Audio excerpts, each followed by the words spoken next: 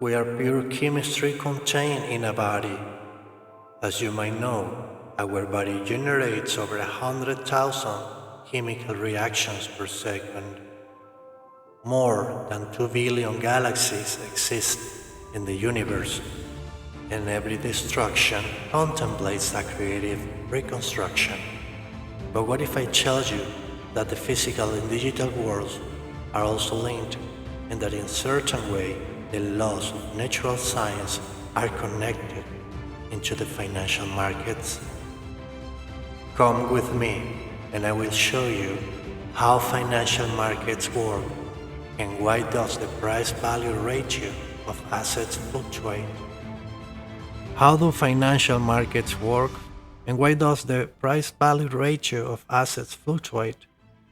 The short answer is due to the interaction between supply and demand, the current environmental expectations, confidence, the subjective measurement of risk, the emotional factor before the expectations of success, and the speculation that it will not cease.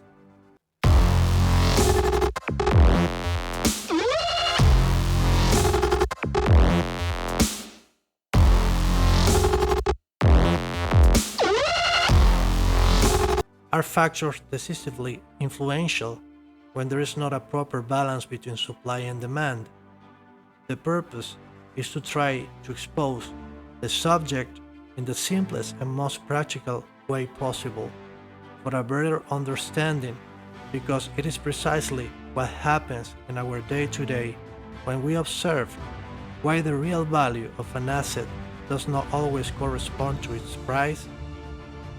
The value is subjective and is related to the contribution that an asset is capable of generating in the market, while the price can be determined as a result of the interaction of supply and demand, which is also subjective. Now, we must be clear that the demand is not the pure desire or need to obtain or buy something. The demand contemplates the purchase intention with the willingness to pay that will be within the framework of needs, priorities, opportunity cost, and degree of urgency. To do this, imagine a glass cup with 350 milliliters of Pepsi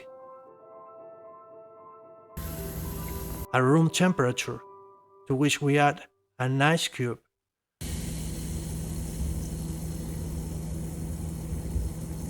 A minute later, we decide to add another ice cube. Looking through the glass, we realize that the first ice cube partially decreased in volume or dissolved, because it transferred its thermal energy to the liquid, lowering its temperature. A thermodynamic process called heat transfer evidently occurred.